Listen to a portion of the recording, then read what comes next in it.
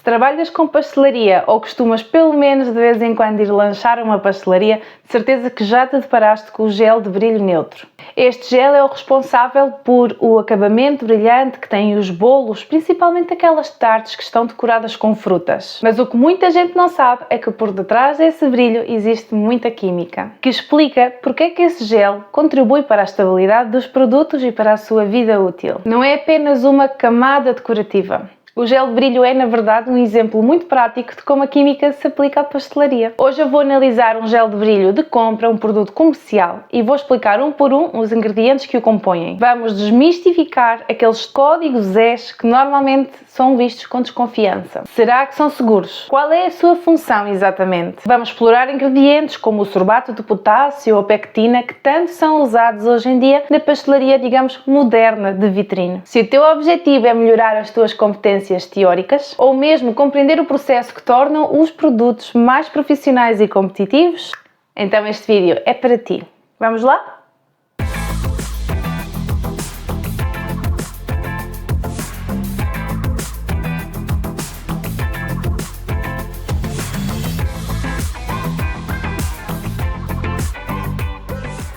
Vamos conversar um bocadinho então sobre esta cobertura em gel. Normalmente é transparente, pode ser de aplicação em frio ou aplicação em quente. Este exemplo que vos vou trazer é de aplicação em frio. É ideal para criar este efeito brilhante nos bolos, especialmente estas tartes de frutas, como estes exemplos que vos coloco aqui, mas não só, também sobremesas. Há quem aplique no bolo rei, por exemplo. Enfim, uma panóplia realmente de opções dentro daquilo que é a nossa pastelaria, desde vitrine até outro tipo de bolaria. Também se pode adicionar corante, portanto pode-se fazer este gel de diversas cores e aromatizantes, portanto também podemos explorar o mundo dos sabores de acordo com o que nós desejamos.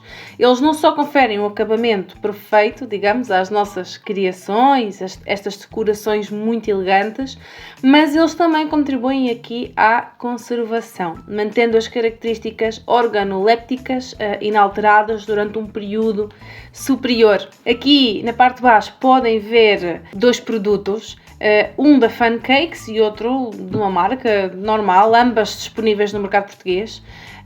Mas é aqui sobre o Fun Cakes, por ser uma marca talvez mais conhecida, mais comum dentro do cake design, com tantos produtos diferentes. Vou explorar um bocadinho então este produto, analisar esta lista de ingredientes. E aqui está ele, este glaze topping, também pode ser chamado em inglês de mirror glaze, efeito espelho. E aqui podemos encontrar então a longa, eu não sei se isto vos surpreendeu a vocês tanto quanto a mim, mas realmente este produto contém 10 ingredientes.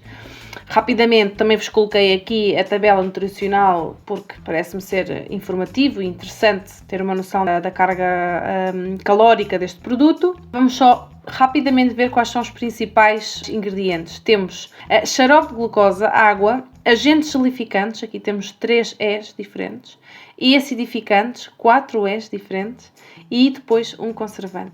Portanto, nós agora vamos desmistificar um bocadinho então o que é que são todos estes E's. Aqui coloquei-vos uma tabela, então vamos então começar aqui a desglossar um bocadinho estes ingredientes e fiz esta tabela de composição do gel de brilho. Coloquei-vos aí todos os ingredientes, menos a água, não é? E já a denominação química. O que é que eu gostaria de comentar também aqui? Estes produtos, estes aditivos alimentares, todos começam pela letra E, portanto faz parte do código estabelecido a nível europeu. E o número seguinte, que neste caso é 4, por exemplo, aqueles que são E4 alguma coisa, portanto 400 e o que seja, são dentro daquela categoria de aditivos alimentares que são os emulsionantes, estabilizadores, espessantes e gelificantes. Depois, portanto, temos 3 desses, não é? Depois passamos aqui aos E3, que pertencem à categoria de antioxidantes, e depois o E2, que pertence à categoria de conservantes. Há mais categorias, mas neste caso nós vamos aqui focar-nos neste produto em específico. Rapidamente, quais são então os produtos que temos por aqui? Pectinas, alginato de sódio, carragenina, ácido cítrico, citrato de sódio, lactato de cálcio, fosfato de cálcio sorbato de potássio. É muito nome químico, pode assustar um pouco, mas agora vamos ver um por um, para termos aqui também uma ideia e uma compreensão geral de que químicos são estes, se são naturais, se não são naturais, como é que são obtidos. Vai ser interessante e também, mais que tudo, entender principalmente qual é a função deles neste produto. Vamos ao primeiro ingrediente. Está em primeiro na lista porque será o ingrediente que existe em maior percentagem na formulação, que é o xarope de glucose. Vamos então entender o que é isto. Eu já falei um bocadinho sobre isto nas minhas páginas, vocês já sabem, dentro das macromoléculas principais que estão nos alimentos, temos os sacáridos, que são os açúcares. E este produto entra dentro dessa classificação. Através do milho, foi provavelmente a primeira fonte vegetal, através da qual se obteve estes, tanto que também existe o xarope de milho, não é? Que não deixa de ser um xarope de glucose. Foi a primeira fonte vegetal estudada, digamos, para obter este produto. Do milho, nós conseguimos extrair aquilo que é o amido de milho, que é um polissacárido. E quando nós conseguimos extrair o amido, desse amido podemos conseguir obter depois um xarope rico em açúcares simples. Então, se nós formos ver um bocadinho a química, tendo pensarmos um bocadinho a nível molecular, quando nós temos um amido, temos estas longas cadeias ramificadas normalmente de várias unidades simples de açúcares, formando então esta longa cadeia, este polissacárido complexo. Cada unidade destas é uma glucose e também terá outras unidades, não só esta. Essencialmente, quando temos um xarope de glucose, a principal molécula que vamos ter é a glucose, que é, digamos, o tijolo de formação deste amido. Então, nós, basicamente, do milho conseguimos retirar o seu amido e depois conseguimos romper estas ligações químicas, que aqui podemos ver o zoom, digamos, muitas moléculas de glucose juntinhas. Portanto, se conseguirmos romper por aqui estas cadeias, vamos ter no meio aquoso várias moléculas de glucose dispersas, que são os açúcares simples, que vieram então do amido, que por sua vez veio do milho. Vou tentar dizer o nome correto do senhor, peço já desculpa se não o for capaz de o fazer. Gottlieb Kirchhoff. Penso que é assim. Foi um químico russo, nascido na Alemanha. Ele foi o primeiro cientista a converter o amido de milho em açúcar, que mais tarde foi então chamado de glucose. Basicamente, ele dedicou a sua investigação a estudar a ação de vários tipos de ácidos minerais ou até orgânicos no amido e descobriu que esses ácidos inibem a gelificação. Porque o amido, normalmente, nós sabemos que tem a tendência, nós até utilizamos normalmente a maisena, digamos, o amido de milho, para dar consistência às coisas. E ele percebeu que aplicando ácidos inibia a gelificação, mas sim promovia a formação de açúcares mais simples. Porque no fundo o que nós estamos aqui a fazer é uma hidrólise ácida, que é um pouco o que está aqui, não é? Nós temos uma longa cadeia molecular e ao aplicar condições de concentração de ácido e temperatura, nós conseguimos fazer com que ela rompa e ficamos com moléculas singulares. Portanto, ele dedicou todo o seu estudo a isso. Ele também estudou isto com a batata, com o milho, com outras fontes vegetais, não só estas. Estudava o efeito da concentração e da temperatura. Isto depois veio a ser muito importante para hoje em dia se produzir industrialmente estes xaropes de glucose, tal como nós já os conhecemos. E agora temos aqui o E440, que são as pectinas. Então, coloquei aqui um exemplo de um produto do mercado português, de uma marca portuguesa. Neste caso, a pectina da Condi, ela é obtida através das maçãs.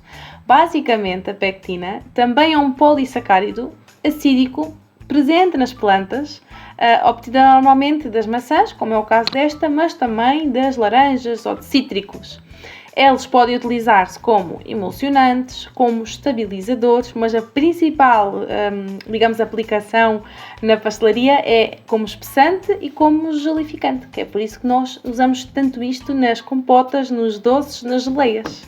Agora temos o E401 e o E407. Portanto, se continuamos com o E4, continuamos na presença de agentes ou aditivos que têm a funcionalidade de ser gelificante, espessante e emulsionante. Porquê é que eu juntei estes dois? Porque ambos são extraídos das algas. Também são uma biomassa vegetal. Temos o alginato de sódio, aqui representado à esquerda. É um polissacárido de natureza coloidal. Portanto, isto significa que tem a tendência de criar géis, de, digamos, gelificar a água. Porquê é que eu coloquei estas esferas aqui do lado esquerdo?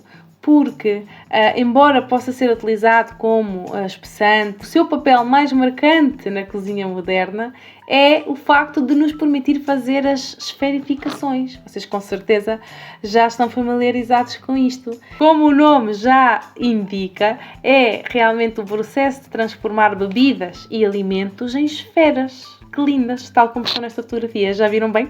Depois nós, quando as colocamos na boca, temos essa explosão de sabor, esse líquido ali dentro, que é simplesmente maravilhoso. E depois temos a carragenina, também é uma mistura de polissacáridos utilizada para os mesmos fins, espessante, gelificante, emulsionante. E já entramos naquilo que são as categorias então dos antioxidantes. Temos aqui o E330, que é o ácido cítrico.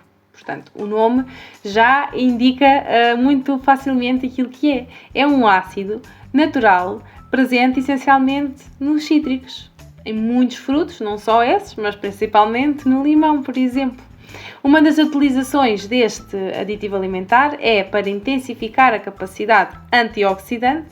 Portanto, tem uma capacidade antioxidante, significa que vai evitar que a nossa fruta, que o nosso bolo oxide tão rapidamente, o que significa que lhe prolonga a vida útil. Evita também a descoloração dos frutos, o desenvolvimento de sabores estranhos e também contribui para a retenção da vitamina C no nosso produto. Ele também é usado como um estabilizador de acidez e também como aromatizante. O E331 é o citrato de sódio. Este aditivo alimentar é obtido através do ácido cítrico e é por isso que vocês podem reparar que a estrutura molecular, digamos o esqueleto, é o mesmo da molécula que eu vos mostrei anteriormente, com a diferença de que agora existe aqui ligado, em vez de um hidrogênio, um íon de sódio. Na presença de um íon de sódio apenas, então estamos perante o citrato monossódico. Se houver aqui a ligação de 2, seria o dissódico e já o trissódico. Portanto, estes três existem dentro deste E331. Como ele é obtido através do ácido cítrico, a sua função antioxidante é exatamente a mesma. Neste caso, o citrato de sódio também é muito usado pela sua capacidade tamponizadora e de emulsificante. Portanto, diz a ASAI que ele não tem qualquer tipo de efeito adverso para a saúde. Já o E327, o lactato de cálcio, é um bocadinho mais difícil de explicar, mas vamos lá, com calma. Acontece um bocadinho mais ou menos o mesmo. Ele também é obtido através de outro composto, digamos, originário, que seria o ácido láctico. O que acontece é que vocês podem ver aqui, por exemplo, 2 unidades de ácido, que na presença de 2 íons de cálcio, formam então aquilo que é o lactato de cálcio. No fundo, ele é um sal do ácido láctico. E porquê é que este se usa aqui na pastelaria? Este aditivo utiliza-se para dar firmeza, digamos, a certos alimentos. Ele tem uma capacidade umidificante, portanto retém a umidade no produto, portanto o produto demora mais tempo a secar, não é? A ficar seco, que é aquilo que nós não queremos no nosso bolinho. Ele também é um agente tamponizante e ajuda a intensificar o efeito antioxidante dos outros aditivos. E temos o E341, o fosfato de cálcio, que é assim bastante diferente de todos os outros. Então, vamos lá, por partes. Pode-vos surpreender porque é que eu tenho aqui uma imagem de uma rocha, não é? Pronto. O fosfato de cálcio, vocês já podem ver aqui, é um pouco parecido, digamos, ao anterior, no sentido em que se une o cálcio a um ácido.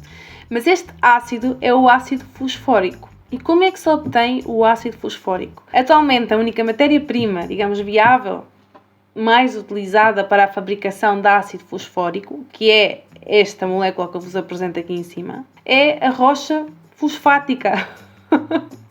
Normalmente ela é atacada com um ácido forte. Pronto, o processo de produção tem várias etapas, mas através de um ácido forte, que normalmente é o ácido sulfúrico, esse ácido utiliza-se para a digestão desta rocha até se conseguir obter vários produtos, sendo um deles o ácido fosfórico, que pode então reagir com estes íons de cálcio para formar o fosfato de cálcio. Ele é um acidificante. Ele tem mais ou menos as mesmas características, as mesmas funções que o ácido fosfórico. Ele é utilizado como aromatizante também e aumenta a ação antioxidante de outros aditivos.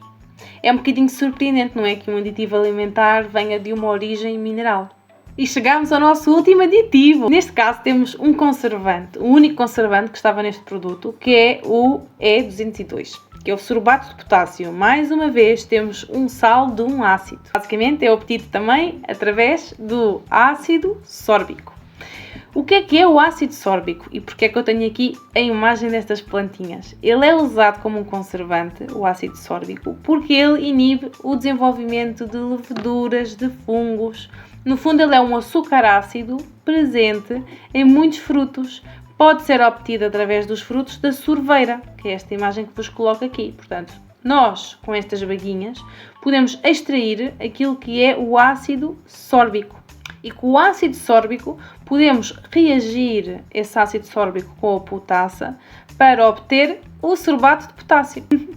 Mais um aditivo que é de uma fonte natural. Embora para produzi-lo tenhamos que passar por um processo de uma reação química, não se lhe conhecem quaisquer efeitos adversos. Portanto, sim é um nome químico, sim é uma molécula, sim parece uma coisa com malícia, mas nem todos são e muitos deles são de fontes naturais. E são basicamente compostos que nos dá a natureza de livre vontade e que permite também, digamos, até a sobrevivência destas plantas no ecossistema. Tudo isto são, no fundo, compostos que têm uma função muito específica na matriz vegetal e que nós estamos a usar para aplicar também em alimentos. O mais interessante do sorbato de potássio é que ele é mais solúvel do que o ácido sórbico, por isso é mais fácil também utilizar, porque está na forma de sal, é mais fácil utilizar, misturar nesta formação do gel que acaba por ser à base de água e tem basicamente as mesmas funções. Portanto, ele protege o produto ao desenvolvimento de leveduras e fungos. Para acabar aqui a parte teórica da aula, trago-vos aqui uma ficha técnica de produto, que é Brilho Frio Neutro. Isto é um produtor português na zona do norte, e eu encontrei esta ficha que eles tinham disponíveis, as fichas técnicas de produto, que é onde eu me baseio muitas vezes para recolher este tipo de informação técnica, e o meu objetivo aqui era analisar os ingredientes, porque marcas diferentes, pois terão obviamente formas diferentes de os produzir, mas vamos ver se reconhecemos, com tudo aquilo que nós já vimos, alguns destes compostos já. Xarope de glucose, frutose, neste caso também existe aqui frutose em grande quantidade, não só glucose. Depois temos água, açúcar, até aqui nada diferente do que vimos antes. Gelificantes, temos a pectina e o agar-agar. O agar-agar também é um polissacárido extraído das algas. Portanto, no fundo aqui dentro do que são os gelificantes, nós podemos escolher entre os vários que existem qual queremos usar para fazer o nosso próprio gel de brilho. Dentro dos espessantes, eles tiveram aqui a goma xantana, que é um que não estava no outro, mas que também é muito interessante.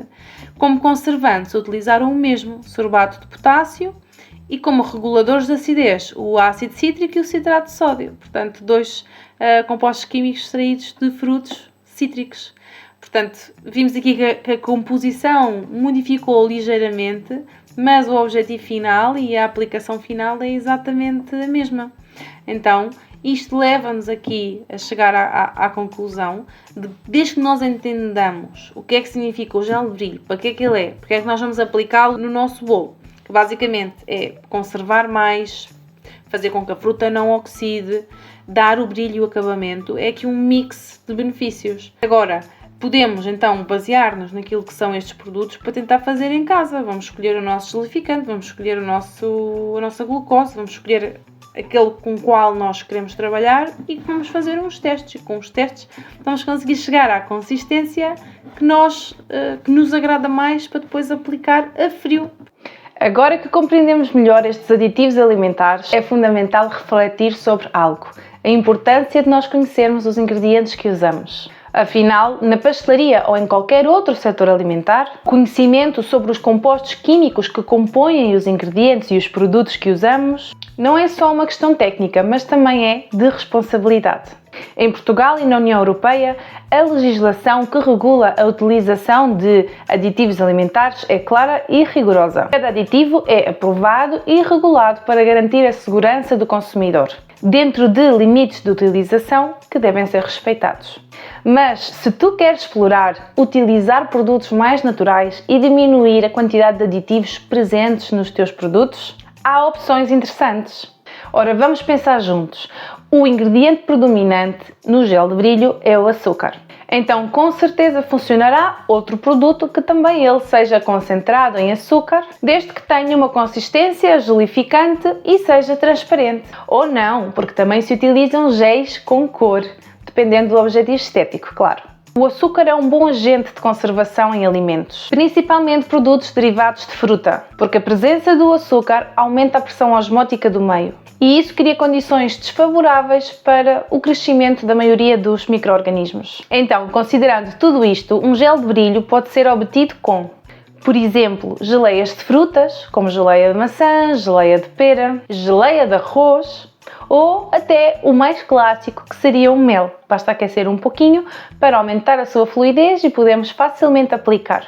Outra opção, claro, é, agora que tu já compreendes o que é que compõe o gel de brilho e a função de cada ingrediente, fazeres em casa o teu próprio gel. Obviamente necessitarás a glucose, açúcar, água, um agente à tua escolha que seja gelificante e um acidificante. Gostavam que eu trouxesse aqui ao canal uma receita de gel de brilho? Se sim, deixa um comentário. Teria todo o gosto em trazer uma segunda parte para este vídeo, digamos uma aula mais prática para complementar esta aula, que no fundo foi mais teórica.